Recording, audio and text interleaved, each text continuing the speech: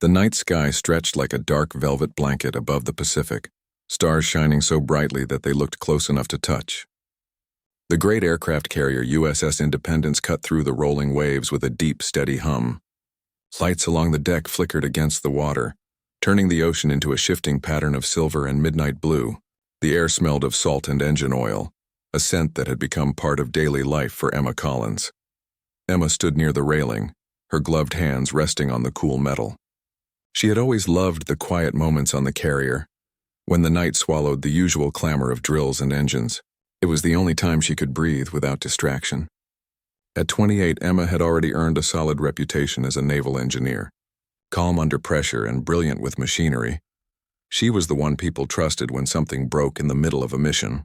She liked the challenge, but more than anything, she liked the sense of purpose that came with keeping the enormous ship alive and moving.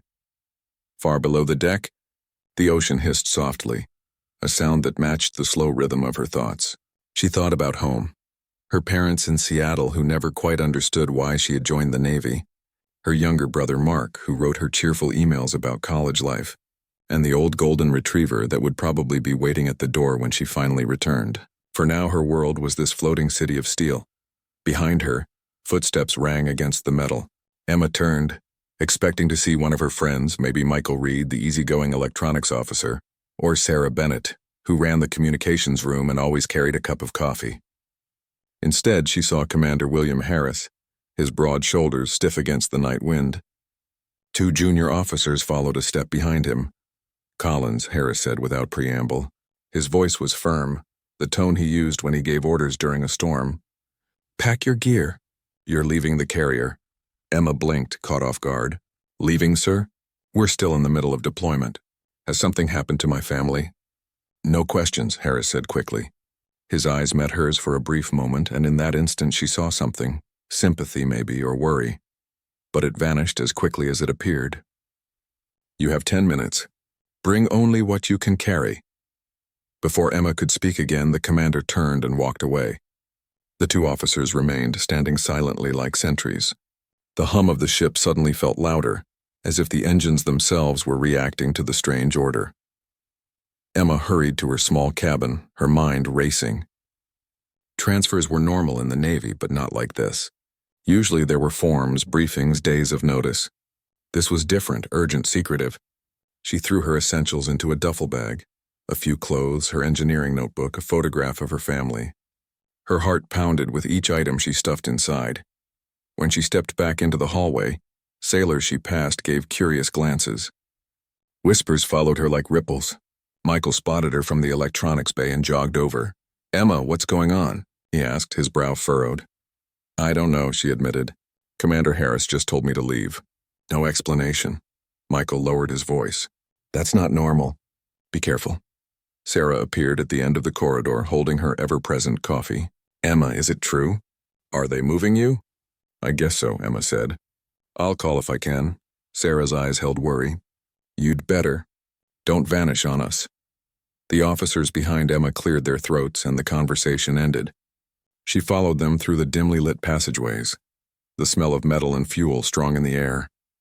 Every turn felt heavier, as though the ship itself resisted letting her go. They emerged onto the open deck where a small transport boat waited, bobbing gently beside the carrier. The moon cast a pale path across the waves. Without a word, the officers helped her down the ladder. The boat's pilot, a quiet man in a navy jacket, gave a short nod. "Where are we going?" Emma asked as she settled onto the bench. "I was given coordinates," the pilot replied, eyes on the controls. "No details, ma'am." The engine rumbled to life. The carrier's massive shape grew smaller behind them, its lights glittering like a distant city until the darkness swallowed it. Emma pulled her jacket tighter. The ocean air was sharp, filled with the scent of salt and something colder, almost electric. Minutes turned to an hour. The stars wheeled overhead, brilliant and indifferent. Emma tried to calm her thoughts, but questions crowded her mind. Was this a reassignment? A rescue mission? Some kind of emergency engineering problem? Nothing made sense. Just as the first hint of dawn lightened the horizon, the pilot slowed the engine. "We're close," he murmured. Emma looked out across the endless water. Nothing but waves. Then she heard it, a low, resonant sound that seemed to come from the deep itself like a giant heartbeat. The surface of the water shivered, forming ripples that spread in widening circles. A dark shadow rose beneath them, silent and immense. Emma held her breath as the shape broke the surface. A submarine, sleek, black, and glistening with seawater, emerged from the depths. The morning sun caught its metal skin, painting it with streaks of gold. A flag unfurled from the conning tower, the stars in stripes. Emma's pulse quickened. Submarines rarely surfaced in open ocean, and never to meet a single small craft. The pilot's eyes widened. "That's the USS Archer, if I'm not mistaken," he whispered, awe in his voice. "She's top secret." "I've only heard stories." The radio crackled, breaking the stillness. A calm, steady voice came through. "Transport vessel, hold position. We are here for engineer Emma Collins." Emma stared at the pilot, who could only nod in disbelief. "Looks like they're here for you," he said. The submarine's upper hatch swung open with a metallic hiss. A figure climbed onto the deck, a tall officer in a dark uniform, his face partly hidden beneath his cap. He raised a hand, signaling Emma to board. The pilot glanced at her. "Orders are orders." Emma swallowed hard, adrenaline surging. She climbed carefully onto the narrow platform that connected the boat to the submarine. The sea swayed beneath her, cold spray touching her cheeks. The officer extended a hand to steady her. "Welcome aboard, Engineer Collins," he said, his voice formal yet oddly warm. "We've been expecting you." I didn't know I was coming," Emma replied, breathless. "You will be briefed once we are below," the officer said. "Please follow me." As she descended into the submarine's narrow interior, the sound of the ocean faded to a distant echo. The air inside smelled of metal, oil, and something faintly electric. Lights glowed softly along the curved walls. Sailors moved with quiet efficiency, some pausing to give her curious glances. Emma's mind raced. Why would a classified submarine break protocol to collect her? A naval engineer with no warning. What mission could demand such secrecy? Her thoughts returned to the moment Commander Harris had looked at her, something unspoken in his eyes. He had known this was coming. The officer led her through a narrow passage to a small cabin. "You may rest here," he said. "The captain will meet you shortly." When he left, Emma sat on the narrow bunk, duffel bag at her feet. The low hum of the submarine surrounded her, steady and powerful. She felt as though the ocean itself had swallowed her whole. Outside, the hatch sealed with a deep metallic thud. The submarine began its silent dive, sliding back into the dark water. Emma felt the shift in pressure, a subtle reminder that she was now far below the surface, cut off from the world she knew. She closed her eyes for a moment, steadying her breathing. Whatever lay ahead, she sensed it was bigger than anything she had ever faced. The secrecy, the midnight transfer, the sudden appearance of a top-secret vessel, none of it was ordinary. The USS Independence was already miles away, its lights now just a memory. Emma was alone in a steel capsule moving through the endless depths, heading toward an unknown mission. The ocean around her was vast and silent, but inside her heart a storm had begun. She opened her eyes, feeling the faint vibration of the engines. Somewhere beyond these walls, answers waited. Somewhere beyond the quiet dark, a reason existed for why an entire submarine would break protocol for one person. Emma Collins had no idea yet. But her life had just shifted forever. The submarine glided through the deep like a living shadow. Inside, every sound seemed magnified. The soft hiss of air systems, the low hum of the engines, the occasional creak of pressure against the steel hull. Emma Collins sat upright on the narrow bunk of the small cabin she had been given. Hours had passed since she first stepped aboard. Yet the mystery of her sudden transfer felt no clearer. A gentle knock sounded at the door. Before she could answer, it opened, and a tall man in a crisp navy uniform stepped inside. His dark hair showed a few silver streaks, and his presence carried the quiet authority of long command. "I'm Captain Robert Mitchell," he said. "I know you've had a confusing night, Engineer Collins. Thank you for joining us on such short notice." Emma stood and saluted. "Sir, I didn't have much choice." "I still don't know why I'm here." Mitchell's eyes held a hint of sympathy. "I can only share part of the mission for now. We have a technical situation that demands someone with your specific skills. You come highly recommended." Emma folded her arms. "With respect, Captain, I need more than that. I was removed from an active carrier without explanation." The captain gave a slight nod, acknowledging her frustration. Understood. Here's what I can tell you. 2 days ago, this submarine detected a signal deep in the Mariana Trench. It wasn't a simple sonar echo. The frequency matched no known pattern, civilian or military. We tried to analyze it, but every system we used began to fail in unusual ways. Your reputation for diagnosing complex malfunctions reached our command. We need you to study this anomaly. The words settled heavily between them. A signal? Emma asked. From what, another vessel? That's what we hope to find out, Mitchell replied. But the source is unpredictable. Your job is to keep our system stable and help us trace it. Emma absorbed the information, her mind already running through possibilities. Experimental technology, natural phenomena, a foreign sub. Nothing fit perfectly. Why keep it so secret? Why not bring more specialists? Mitchell's expression tightened. Because the fewer who know, the safer everyone remains. Whatever is out there may not want to be found. A quiet alarm chimed through the corridor, a low 3-tone sound. The captain's radio buzzed with a voice from the control room. He pressed the receiver to his ear. Understood. On my way. He turned back to Emma.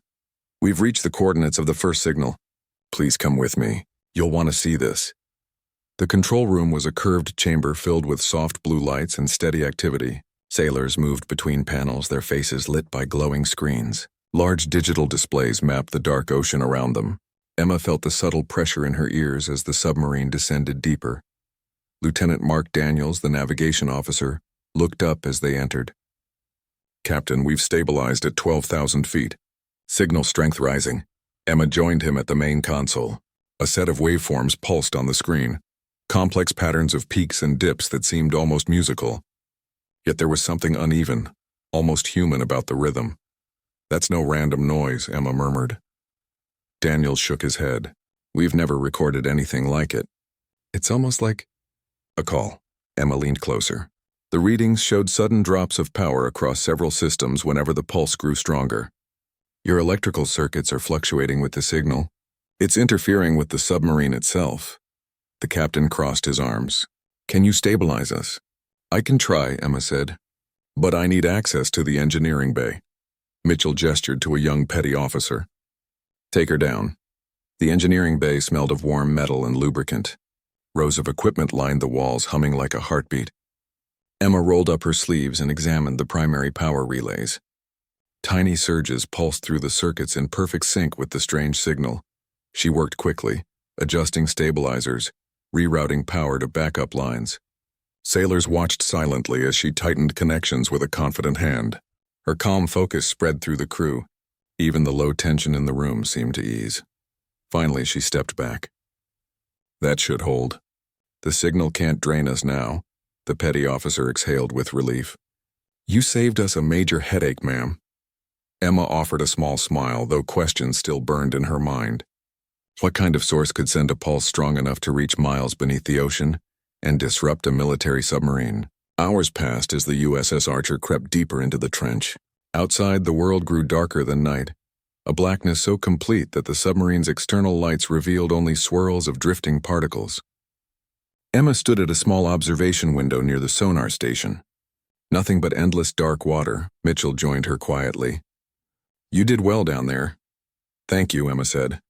But I still don't understand what we're chasing. The captain looked out into the black. Neither do I, but something wants to be found. A sudden tremor shivered through the hull, soft at first, then stronger like a distant earthquake. The crew snapped to attention. Alarms flickered red along the walls. Report! Mitchell barked. Unidentified mass approaching from the east quadrant, came the reply. No heat signature, speed. Unbelievable. Emma gripped the railing as the submarine tilted slightly. The sonar screen bloomed with a strange shape, too large and fast to be a whale, too irregular to be another submarine.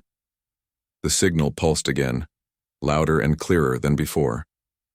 This time the pattern formed something almost melodic, like a sequence of notes. Emma's chest tightened. It felt less like a warning and more like an invitation. Mitchell met her eyes. You hear it too, don't you? Yes, she whispered. It's intentional. Before she could say more, the sound ceased. The sonar display went blank, as if the ocean itself had erased the visitor. Silence filled the control room. Only the soft hum of the engines remained. Mitchell turned to the crew. Maintain depth and heading. Engineer Collins, stay close. Whatever this is, it isn't over. Later, Emma returned to her cabin, but sleep was impossible. The quiet of the submarine pressed against her like the weight of the ocean above. She replayed the pattern of the signal in her mind, over and over, almost convinced she could hum its haunting rhythm. Somewhere in the endless darkness outside, something had reached out to them, and perhaps to her specifically. She remembered the unspoken look in Commander Harris's eyes when he ordered her off the carrier. He had known there was more to this mission than anyone could admit. Emma sat at the small desk and opened her engineering notebook. She began to sketch the waveform of the signal, each curve etched in pencil. As she drew, she realized the pattern resembled something familiar. Not random numbers, but coordinates, points that might lead deeper into the trench. A faint vibration passed through the hull, gentle but deliberate like the brush of a giant hand. Emma set down her pencil, her heartbeat quickening. The ocean was speaking again, and she knew with absolute certainty that it was far from finished. The next morning, if such a thing could exist so far below the ocean's surface, began with a soft chime through the submarine. Inside the USS Archer, there was no sunlight to tell the crew that time had passed, only the steady rhythm of watches and the careful schedule of meals. Emma Collins woke to the low vibration of the engines and the faint taste of metal in the air. She stretched in the narrow cabin, her mind still heavy with the sound of the strange signal. The pattern had haunted her dreams, rising and falling like a melody from a distant shore. She dressed quickly, pulled her hair back, and stepped into the quiet hallway. The submarine seemed even more silent than the night before. Crew members moved with hushed urgency, their voices low as if the very water outside demanded respect. Emma made her way to the control room where Captain Robert Mitchell stood beside the sonar console, arms folded tight. "Morning, Engineer Collins," he said, giving a brief nod. "We've been waiting for you." Emma glanced at the main screen. The familiar waveforms had returned, faint but steady. They pulsed like a heartbeat, slow, patient, deliberate. "It started again about 20 minutes ago," said Lieutenant Mark Daniels, his eyes never leaving the display. "Stronger this time. We triangated its direction. It's leading us west, deeper into the trench." Mitchell turned to Emma. "You see why we need you. Every time the signal grows, our secondary systems flicker. It's as if it's reaching directly into the ship." Emma studied the data. The pulses were longer now, with sharper peaks. "It isn't random," she said softly. "It's pointing somewhere. Almost like coordinates." The captain raised an eyebrow. "You're certain?" "As certain as I can be without more analysis," Emma replied. "But I'd like to confirm. If we can match these pulses to a map grid, we might see where it wants us to go." Mitchell gave a short nod. "Do it." Emma spent the next 2 hours in the engineering bay, surrounded by glowing screens and the quiet buzz of electricity. She plotted the signal's rhythm against navigation charts, translating each rise and fall into numbers. Slowly, a picture emerged, a line of dots forming a path deeper into the trench, weaving between steep undersea cliffs.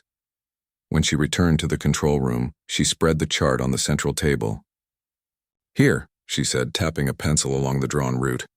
"It's leading to a cavern about 20 miles west of our current position. If I'm right, the final pulse stops there." The captain studied the chart. "A cavern this deep? It's uncharted." "Exactly," Emma said. "And whatever is sending this wants us to find it." Mitchell exhaled, the sound heavy in the enclosed space. "Set course," he ordered. The crew responded with brisk efficiency. The submarine shifted, its engines humming a lower note as it turned west. Emma felt a faint pull in her stomach, as if the ocean itself were aware of their movement. Hours passed in a tense quiet. Outside the observation ports, the darkness was absolute, broken only by the Archer's own narrow beams of light.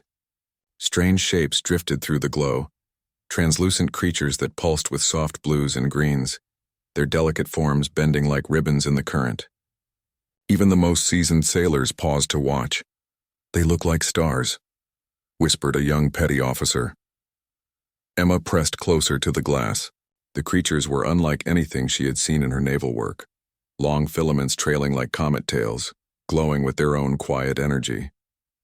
For a moment she forgot the mission, caught by the simple wonder of life that thrived where sunlight never reached. But the beauty was fleeting. A sharp beep from the console broke the spell. Signal spike, Daniels reported. Much stronger now. The submarine vibrated gently as the sound returned, louder, more insistent. Emma could almost feel it through her chest, like a deep musical note played just for them. "It's guiding us," she murmured. Mitchell glanced at her. "Or warning us." Near the end of the third watch, the sonar officer called out, "Captain, we have a structure ahead. Range 2,000 yards. Metallic echoes. A shipwreck?" Mitchell asked. "Not exactly," the officer said. "It's oddly symmetrical." The Archer slowed, the engines dropping to a low hum. External lights cut through the black water, revealing the faint outline of a massive rock formation. At first it looked like a natural ridge, but as they drew closer, Emma saw smooth angles, walls carved with eerie precision. The formation rose like a cathedral from the sea floor, its surface covered in strange patterns that shimmered when the lights passed over them. It looked ancient, older than any human construction could be, yet unmistakably designed. A low murmur spread through the control room. "Is that man-made?" someone whispered. Mitchell kept his voice calm. "Hold position at 500 yards. Cameras on full." Emma's breath caught. The signal pulsed again, perfectly aligned with the cavern's entrance, a narrow archway that seemed to swallow the submarine's light. "It's calling us inside," she said. Almost to herself, Mitchell turned to her. "Is it safe?" "There's no way to know," she admitted.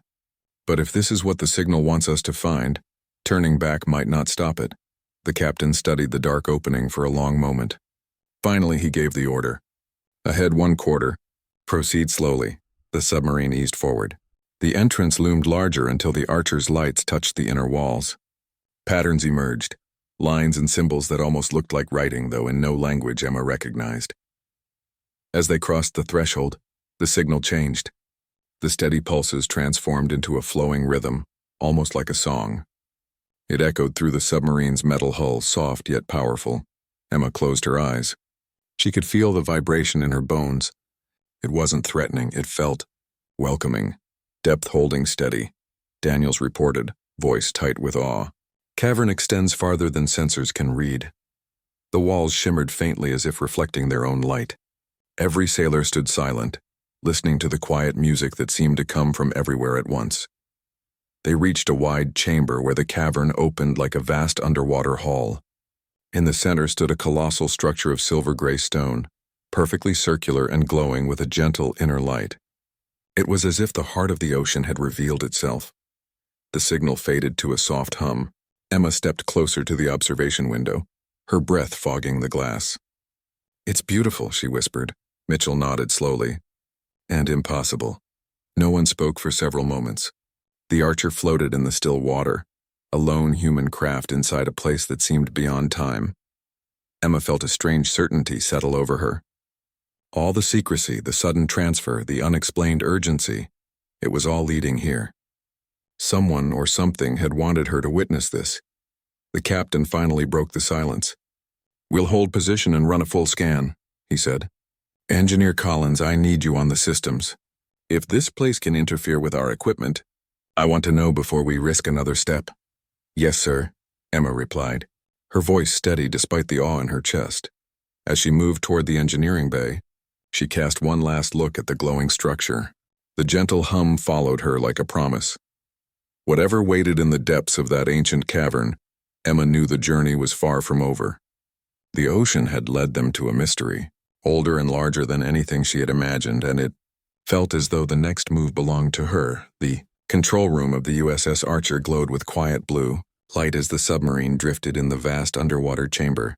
Every sailor stood still, their eyes fixed on the mysterious structure outside the thick observation windows. The silver-gray formation shone softly, as though the stone itself carried a memory of light. Emma Collins felt the faint vibration of the hum that came from the cavern walls. It pulsed through her boots, a slow and steady rhythm that seemed to match her own heartbeat. No one spoke.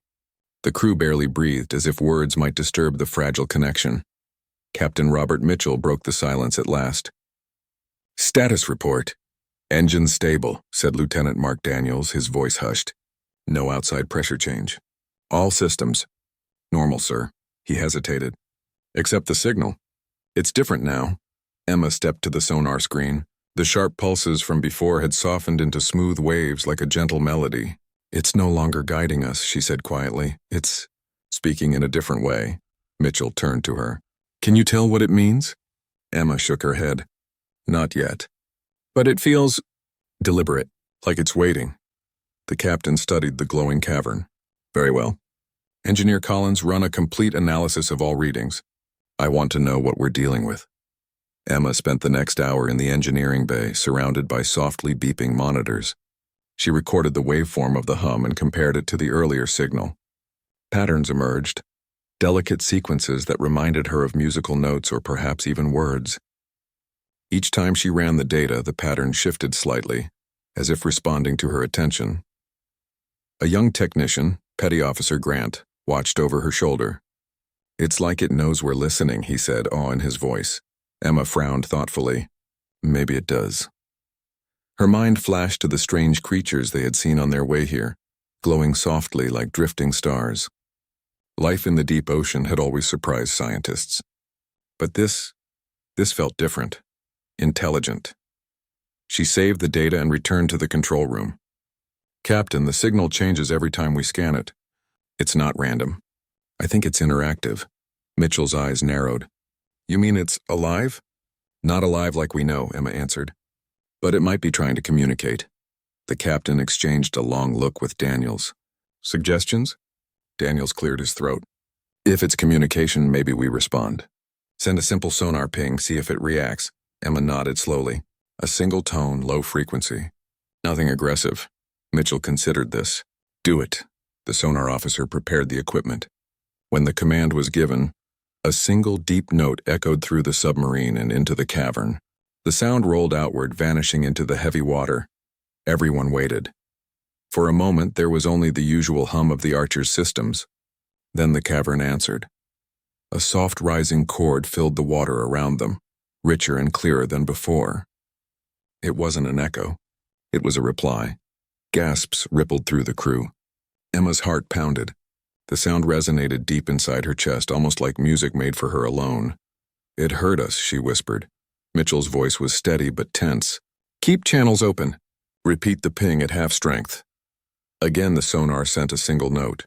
Again the cavern answered, this time with a sequence of 3 tones that rose like a question. Emma felt a sudden certainty, an almost instinctive understanding. It's not only replying, she said softly. It's asking something. The captain looked at her sharply. Asking what? I don't know yet, she admitted. But it wants a conversation. They continued the exchange for nearly an hour. Each time the submarine sent a tone, the cavern responded with a more complex pattern. The sounds filled the air like a strange underwater symphony. Crew members who had begun the day with quiet skepticism now listened with wide eyes, as if they stood in a grand concert hall rather than a steel vessel beneath miles of water. At last, the final sequence came, a long, low vibration that resonated through the hull until the walls themselves seemed to hum. Then silence. The sonar officer turned, confused.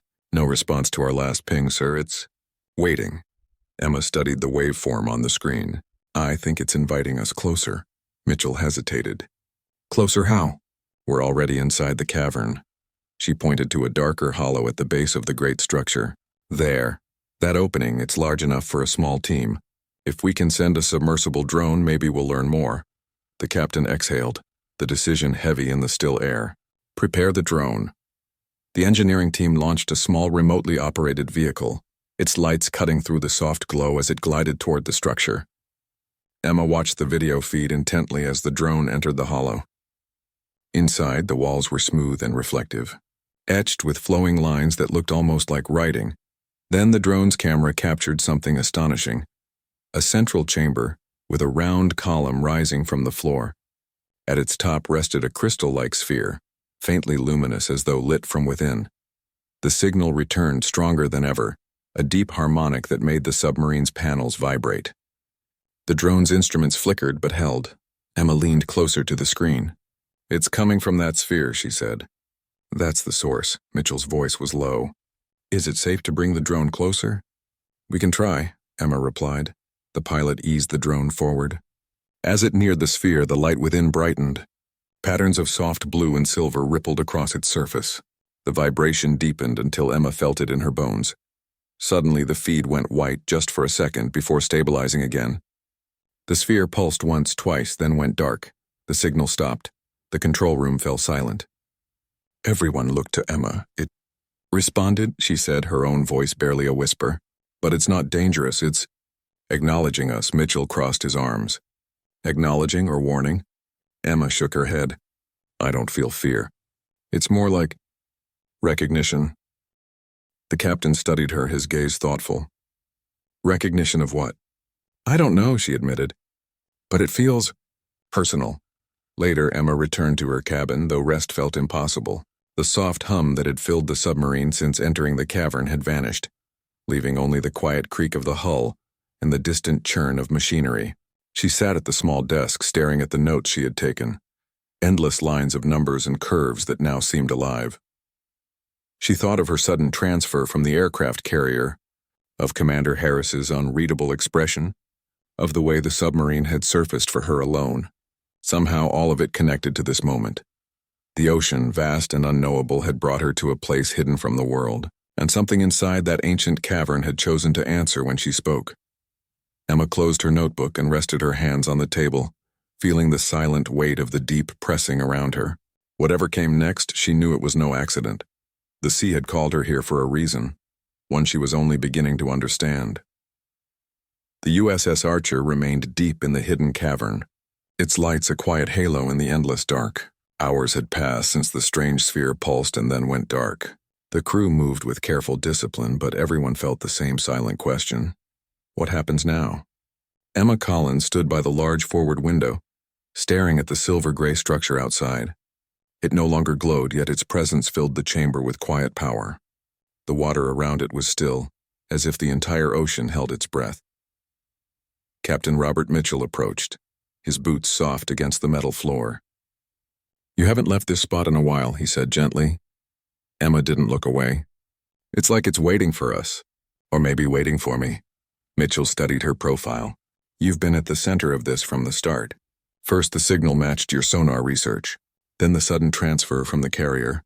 Now the sphere reacts when you're here. Emma finally turned. I can't explain it.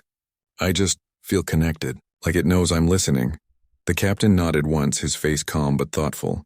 Command is asking for an update. They want to know if we've found anything of strategic value. That's all they care about? She asked, a quiet edge to her voice. Mitchell's mouth tightened. That's their job. But down here, our job is to stay alive and understand what we're dealing with. I trust your instincts, Collins. What do you think we should do next? Emma hesitated. If we leave now, we may never find this place again. The signal is gone. But if we stay, maybe it will speak again. Mitchell gave a small, decisive nod. Then we stay. For now. The submarine settled into a patient rhythm. Crew members rotated through their stations, checking readings, running quiet maintenance.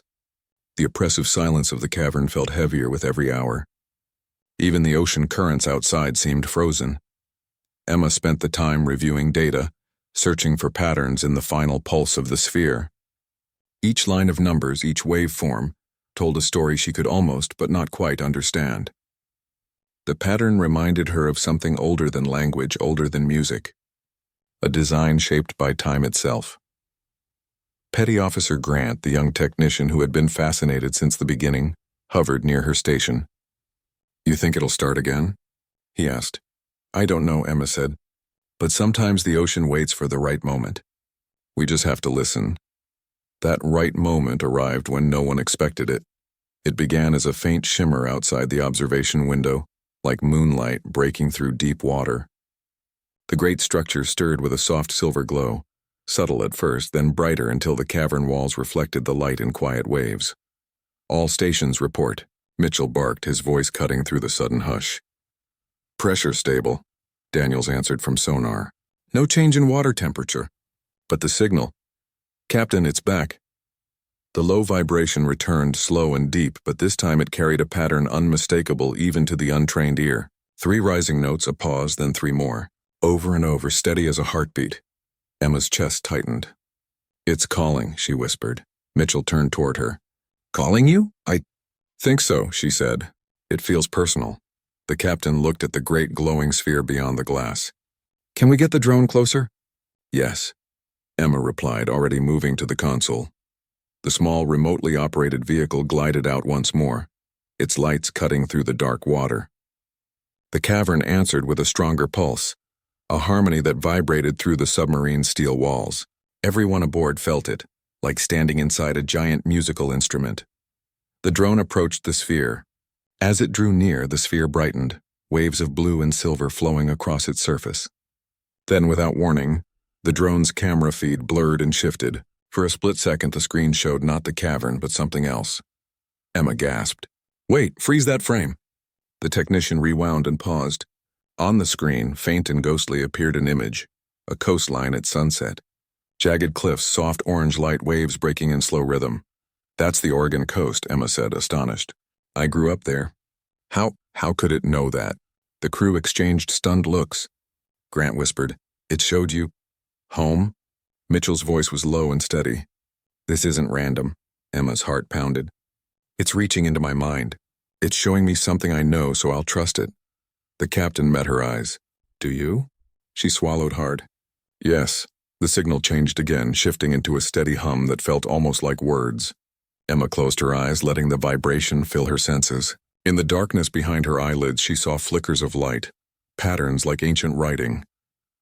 It's not threatening us, she said softly. It's asking for connection. Connection? Mitchell asked. With you? With all of us, Emma said. But it needs a focus. Maybe it needs a voice. That's why it called me. Mitchell hesitated, then gave a small nod. What do you suggest? Emma's fingers trembled slightly as she adjusted the sonar controls. I can try to answer. Not just a single ping this time. A pattern. The captain's gaze was steady. Do it. Emma worked quickly, using the drone's transmitter and the submarine's sonar. She built a sequence of tones, rising and falling like a question, a greeting shaped in sound.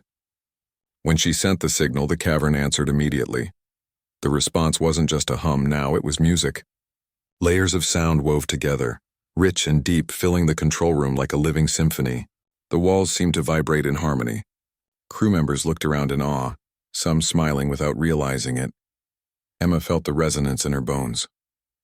A warmth spread through her chest, not physical heat but something deeper, a recognition as if the ocean itself was welcoming her. The sphere brightened until it bathed the chamber in silver light. Then the drone's camera showed something new. The surface of the sphere cracked open like the petals of a giant flower, revealing a swirling core of soft white light. Captain, Daniel said, voice tight with wonder. The structure is opening. Mitchell's jaw clenched. Any sign of danger?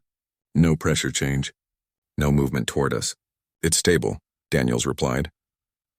The crew watched as the sphere's inner light formed shifting patterns like water flowing in slow motion. The sound deepened into a chord so pure it felt almost like a voice. Emma's breath caught. She didn't hear words in the usual sense, yet she understood. It's telling us a story. Mitchell stepped closer. What story? Emma's eyes filled with tears she didn't expect. It says it's old. Older than the ocean as we know it. A memory of a world before ours. It watched life rise and change. It learned to listen. The captain studied her carefully. And what does it want? To share, Emma whispered. To teach. To remember. The sphere pulsed again and the drone's instruments recorded a surge of data, frequencies far beyond normal sonar. Images flickered across the feed, deep forests, rivers of stars, ancient seas under alien skies. Scenes of life evolving in ways both strange and familiar. The crew stood silent, humbled. Grant murmured, It's like it's showing us the history of the universe. Emma nodded. And it wants us to carry it forward. Mitchell's voice was quiet. Why you? I don't know, she admitted. Maybe because I was listening when others weren't. The sphere's light slowly softened, the images fading like the last notes of a song. The final pulse came, a gentle vibration that felt like a farewell and a promise at once. Then the sphere closed, the glow dimming until only the soft silver of the cavern remained. For a long time, no one spoke. The only sound was the low hum of the submarine systems. Finally, Mitchell said, Record everything. We'll transmit data to command when we surface, but this stays between us until we understand it." The crew nodded in agreement. Some wiped their eyes, moved by a connection they couldn't fully explain. Emma stood by the window again, watching the now quiet structure. "It trusted us," she said softly. "It trusted that we'd listen." Mitchell came to stand beside her. "And we did." The Archer slowly turned, leaving the hidden cavern the way it had come. As they rose toward the distant surface, the water grew darker, then lighter with the promise of the upper world. Yet the memory of the deep remained, a quiet song inside every heart aboard. Emma stayed by the window until the cavern disappeared behind them. She knew the signal might never return, that the sphere might remain silent for centuries, but she also knew the ocean carried secrets beyond imagination, and that she had been chosen to hear one of them. When the submarine finally broke through to the surface, dawn was breaking over the endless Pacific. Pale gold light spread across the water, gentle and calm. Emma breathed in the salt air, a sense of peace settling over her. Somewhere far below, the ancient memory waited, patient as time. She felt its silent farewell like a soft echo in her soul. The sea had called her for a reason, and though she might never know every answer, she carried its song within her, a promise that the deepest mysteries of the world were not lost, only waiting for those willing to listen. The USS Archer surfaced in gentle morning light, the wide Pacific stretching in every direction. For a long moment, no one moved. The crew stood quietly at their stations, letting the cool air wash over them after so many hours below.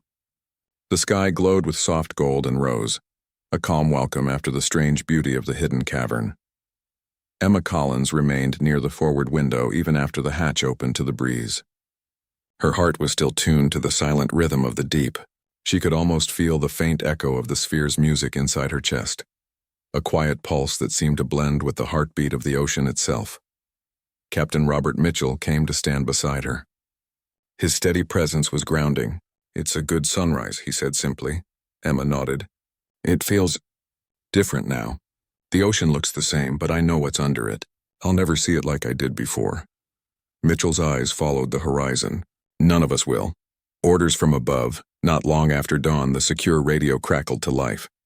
Headquarters wanted an immediate report and a course to the nearest naval base. The message was direct but restless. The higher command had sensed that something extraordinary had happened. Mitchell listened without comment. When the call ended, he looked across the control room. "We'll head toward Pearl Harbor," he told the crew. "But the official report will be careful. Data only. No speculation." Petty Officer Grant glanced at Emma. "Do we tell them everything?" Mitchell shook his head. "We give them the readings, the sonar logs, and the visual footage. But the meaning of it, that stays with us until we understand more. The world isn't ready for guesses about ancient intelligence in the deep." Emma felt a quiet gratitude for his decision. "Thank you," she said softly. He met her eyes. "You were the one it reached out to. If anyone should help decide what the world learns, it's you." Quiet reflections. The submarine moved steadily toward the surface fleet routes, but the mood on board remained hushed. Meals were eaten in thoughtful silence. Even the usual banter among sailors faded to whispers. Emma spent the next hours reviewing every scrap of data. The recordings of the music filled the control room with rich vibrations. She played them again and again, searching for hidden messages, though she sensed the real message was something words could not hold. Grant joined her at the console. "I keep thinking about those images it showed us," he said. "Worlds forming, oceans rising, stars being born. It's like it wanted to remind us how small we are and how connected." Emma smiled faintly. "Maybe it wanted to show that life has a pattern, that we're part of something bigger than we can imagine." He tilted his head. "Do you think it was alive?" She paused, then answered carefully. "Alive or aware. Maybe those words mean more than we think. It was ancient, but it listened, and it shared a memory. That feels alive to me." Grant nodded slowly, as if that answer settled something deep inside him. Memories of home. When her shift ended, Emma climbed to the upper deck. The sky had turned a bright blue, scattered with drifting clouds. A cool wind carried the scent of salt and sunlight. She thought of the Oregon coastline the sphere had shown her, the same cliffs and waves where she had spent her childhood afternoons. That memory had been more than a picture. It was a call. She imagined her father's voice, the sound of gulls, the rhythm of the surf. Perhaps the sphere had chosen that image because it was where her heart began to love the ocean. Mitchell joined her, hands clasped behind his back. "Thinking of home?" he asked. "Yes," she said. "It showed me my own coast. It knew that place mattered to me." The captain nodded, his gaze steady on the water. "The sea remembers everything. Maybe that's why it spoke through you. You already listen." Emma looked at him. "Do you believe it was trying to warn us or teach us?" He considered the question. Maybe both. Maybe it's simply telling us to keep listening, to protect what we have. The world above, by the time the Archer reached Pearl Harbor, word of an unusual deep-sea discovery had already spread through quiet channels of the Navy. A small group of senior officers waited on the dock as the submarine eased alongside. Their crisp uniforms and sharp questions reminded everyone that the outside world ran on procedure. Mitchell presented the official report, sonar data, footage of the glowing cavern, and the unexplained musical vibrations. He described the mission in measured terms, an unexpected geological formation, an energy source of unknown origin. He left out the visions, the personal call to Emma, and the feeling of an ancient presence. The officers pressed for details. "Could this be a threat?" one asked. "Nothing indicated hostility," Mitchell replied calmly. "No weapons, no aggression." "Only a signal." Another officer turned to Emma. "You were the civilian engineer who made first analysis?" "Yes, sir," she answered, keeping her voice even. "What's your assessment?" Emma chose her words carefully. "It's a natural phenomenon with patterns we don't yet understand. I recommend continued study, but I saw nothing dangerous." The officer nodded, satisfied for the moment. "We'll have scientists review the data. Thank you, Ms. Collins." As they moved away, Mitchell leaned toward her and murmured, "You handled that perfectly." Emma let out a breath she hadn't realized she was holding. "I told the truth," she said quietly. "Just not all of it." Returning to the shore a day later, Emma stepped off the transport plane onto the Oregon coast, the very place the sphere had shown her. The air smelled of pine and salt. Waves pounded the rocks in a steady, timeless rhythm. Her parents waited near the edge of the parking lot, their faces bright with relief. Her mother, Linda, hugged her tightly. "We were worried when you said it was classified," she said. "Are you safe?" "I'm safe," Emma assured her. "And I have stories I can't fully tell yet." Her father, Daniel, studied her with knowing eyes. "The sea gave you something, didn't it?" Emma smiled faintly. "Yes, and I'm still trying to understand it." They walked along the beach together. Emma let the cold Pacific water wash over her boots and listened to the roar of the waves. She felt the same quiet vibration she had sensed in the cavern, soft, patient, eternal, sharing the song weeks past. Official reports from the Navy described a remarkable acoustic anomaly, and a few scientists were quietly invited to analyze the data. None could explain the precise structure of the sounds. They called it a resonant phenomenon, but their words felt too small. Emma began giving quiet lectures at marine institutes, speaking only of the verified facts, a hidden cavern, a mysterious energy, unique acoustic patterns. Yet her gentle voice and calm conviction hinted at something deeper. Students and researchers left her talks inspired to listen to the ocean in new ways. At night, in her small coastal home, Emma replayed the recording of the sphere's music. Sometimes she caught faint harmonies she hadn't noticed before, layers of sound that seemed to grow with her own understanding. She would close her eyes and feel the deep connection again, as if the ancient memory still reached for her across the miles of sea. A visit from the captain. One cool autumn evening, Captain Mitchell came to see her. He wore civilian clothes and carried no formal papers.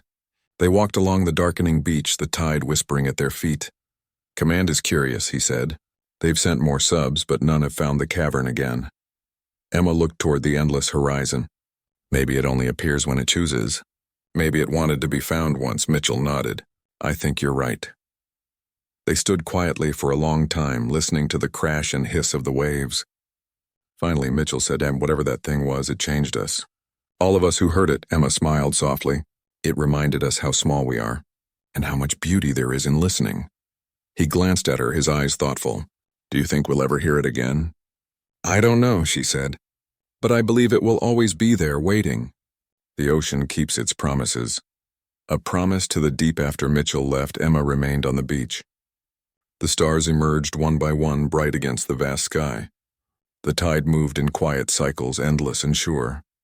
She closed her eyes and heard the memory of that deep, resonant music, an ancient chorus older than mountains, older than human thought. It was a reminder that the world was alive in ways beyond comprehension. Emma placed a hand over her heart and whispered, barely louder than the surf, "I'm still listening." A cool wind swept across the shore, carrying the scent of salt and the echo of distant waves. For an instant, she felt the faintest vibration beneath her feet, a soft, reassuring hum like a promise from the depths.